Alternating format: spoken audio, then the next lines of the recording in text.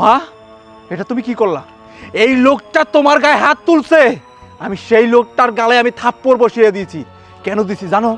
আমার মায়ের গায়ে হাত তুলছে, আর তুমি আমার গালে থাপ্পড় দিলা কেন?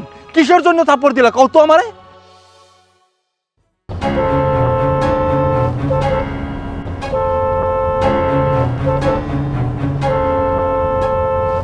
আরে আশ্চর্য, এত করে হরেন দিচ্ছ, মহিলাটা কি কানে শুনছে না? হ্যাঁ, এই থামো তো, থামো।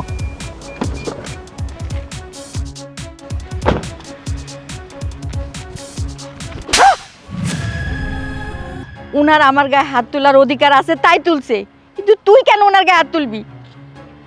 তোর কি আমি এই শিক্ষা দিছি? মা, তুমি আমাকে শিক্ষা দাও নাই ঠিক আছে, কিন্তু এই লোকটা তো আমার মায়ের গায়ে হাত তুলছে। আর কিসের অধিকার আছে? হ্যাঁ, কিসের অধিকার আমারে কও? এত কথা আমি তোরে এখন কইতে পারবো না, তুই আমার সাথে চল। চল কইতেছি। না মা, আমি যাবো না। কিসের অধিকার আছে এই লোকটার হাত তোলার? আমারে জবাব দিতে হইব, তোমার জবাব দাও আমারে। তুই বেশি কথা কইতাছস, তোরে কইতেছি আমার সাথে চল। যাবি না? আয় কইতেছি, আয় আয় কইতাছি। ছাড়ো না, আগে আগে বলো তুমি। ছাড়ো, আগে আমারে কও যে ওই লোকটারে কেন আমারে মারতে দিলা না? তোমার গায়ে ও হাত তুলছে, বুঝো না কেন মা? শোন বাবা, সব কথা সব সময় সব জায়গায় শুনতে হয় না।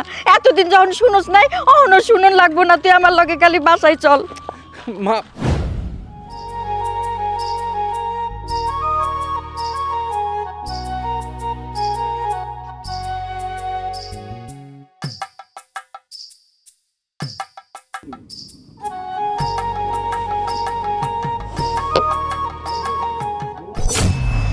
কতক্ষণ দাঁড়ায় থাকবো? এই যে কি ব্যাপার, তোমাদের ঘোরাফেরা হয়েছে?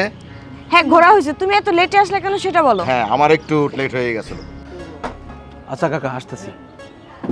ঠিক আছে, চলো ওঠো ওঠো। Sir, excuse me. এই ছেলে, তুমি কেন এখানে? এখানে কি করছো? মামা, এই ছেলেটা কে? তুমি এই ছেলেটাকে চিনো নাকি? ওকে আমার থেকে আর ভালো কে চিনবে? চিনো মানে? কি হয়েছে মামা? আর তুমি এভাবে রাগ করে করে কেন কথা বলছো? মা, ওকে চিনি মানে ও একটা জারক সন্তান। মুখ সামলে কথা বলুন। আমি চাই না আপনার সাথে খারাপ ব্যবহার করি। আমি জানতে চাচ্ছি আমার মায়ের সাথে আপনার কিসের সম্পর্ক? মামা, কি হয়েছে তোমার? তুমি এতটা রেট কেন করছো? আর এই লোকটাই বা কে? তুমি তার সাথে এভাবে কথা বলছো, আর তার মাকে কি তুমি চিনো? আরে আমি যা জানি মা, তোরা তা জানিস না। আমি তো বললাম ও একটা জারক সন্তান। আর একবারও যার সন্তান আমাকে বলবেন না। আমি জানতে চাই আমার মায়ের সাথে আপনার কিসের সম্পর্ক, যার কারণে আমি সেদিনকে আপনার গালে থাপ্পড় মেরেছি, আর উল্টা আমার মা আমার গালে থাপ্পড় মেরেছে। এবার ওদিনকে আমাকে টেনে হিসড়ে নিয়ে গেল। কি কারণে সেই কথাটা আগে বলুন আমাকে। এই ছেলে, তুমি যদি জানো যে তোমার মায়ের সাথে তোমার কি সম্পর্ক আর আমার কি সম্পর্ক, তাহলে তুমি তোমার মার সাথে সম্পর্ক নষ্ট করে দেবে। কি বলছেন স্যার? আমার মায়ের সাথে আমি সম্পর্ক নষ্ট করে দিব? ইম্পসিবল। আমার মায়ের সাথে আমি কখনোই সম্পর্ক নষ্ট করব না। আগে বলুন আমার মায়ের সাথে কি সম্পর্ক আছে আপনার? শুনতে চাও? শুনতে চাও? তোমার ওই মা একটা অসতী মহিলা। কারণ ওই মহিলার স্বামী থাকতেও আরেকজনের সাথে অবৈধ সম্পর্ক করেছে, আর সেই অবৈধ সম্পর্কের ফসল একমাত্র এই সেই ছেলে। না, ও কোনো পাপের ফসল না। ওর বাবাও আছে, ওর মাও আছে। ও আমার বৈধ সন্তান। এটা নিজের কাছে নিজে জিজ্ঞেস করলে পেয়ে যাবেন যে আমি মিথ্যে না সত্যি। চুপ! ওই মুখে আবার এই কথা বলছো? লজ্জা করছে না? হ্যাঁ, লজ্জা করছে না? চুপ করেন, আর একটা কথাও বলবেন না আপনি। আমি কোনো অবৈধ ফসল না, আমি বৈধ ফসল। আমি তো সেদিনকে ছিলাম আমার মায়ের গর্ভে, কারণ পৃথিবীর মুখ আমি দেখিনি, আলো বাতাস দেখিনি। আমি যখন পৃথিবীর মুখ দেখি এবং আস্তে আস্তে বড় হই, তখন আমি মায়ের কাছে জিজ্ঞাসা করি আমার বাবাকে এবং আমার পরিচয় কি। তখন আমার মা একটা কথাই আমাকে বলে যে তোর মাও আমি, বাবাও আমি। কিন্তু আমি সেটা মেনে নিই নি। কেন মেনে নিই জানেন? আমার বন্ধু বান্ধব সবাই আমাকে জিজ্ঞাসা করে তোর বাবাকে, তোর বাবার পরিচয় কি। তারপর আমার বা সব কিছু আমার খুইলা বলে। তারপর ওই যে বলেন না ড্রাইভার, ওই ড্রাইভারের কাছে আমার মা আমাকে নিয়ে যায়। ড্রাইভার আঙ্কেল কি বলে জানেন? আপনি ড্রাইভার আঙ্কেলকে শুধু শুধু ফাঁসিয়েছেন এবং মাকে সহ ফাঁসিয়েছেন, কারণ আমার মা যেন আপনার সাথে সম্পর্কটা বিচ্ছিন্ন করে, কারণ মিথ্যা একটা অপবাদ দিয়ে।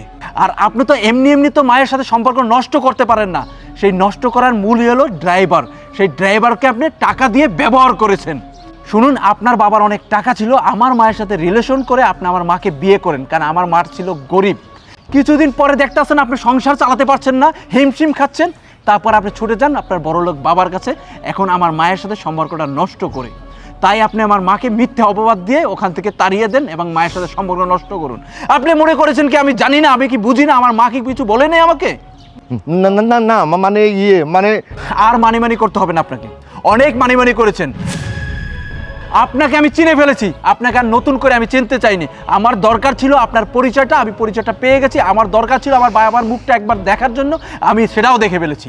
মামা, তুমি এই কাজটা মামির সাথে করতে পারলে? ছি মামা। মামা, তুমি যেরকম মানুষ, তোমার দ্বারা এরকম কিছু আমরা আশা করি না। মানে মানে এখন তো সবই জেনে গেলি, তোর বাবাকেও চিনে গেলি। এখন সিদ্ধান্ত তোর কাছে বাবা।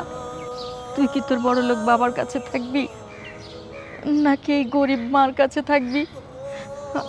আমি তোকে জোর করব না। আমি চাই তুই তোর বাবার কাছে ভালো থাক, সুখে থাক। আমি অনেক ভালো আছি, আমি এভাবেই থাকতে চাই। না মা, আমি কখনোই এই লোকটার কাছে যাব না। তুমি কি মনে করেছো আমি শুনলাম এই যে আমার বাবা বড়লোক আর তাই আমিও তার কাছে চলে যাব? কখনোই না।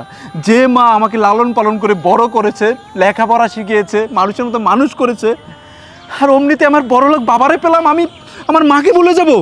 কখনোই না। এটা কোনো সন্তানেরই করা উচিত না। আর এই যে আপনি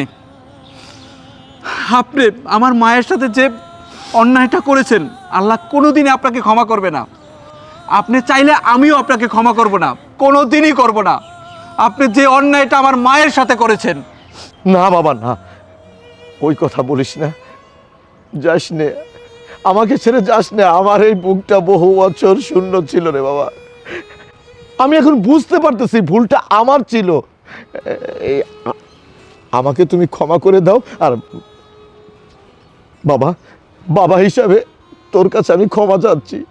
তুই আমার কাছে থাকবি, তোর মা এবং তুই আমার কাছে থাকবি।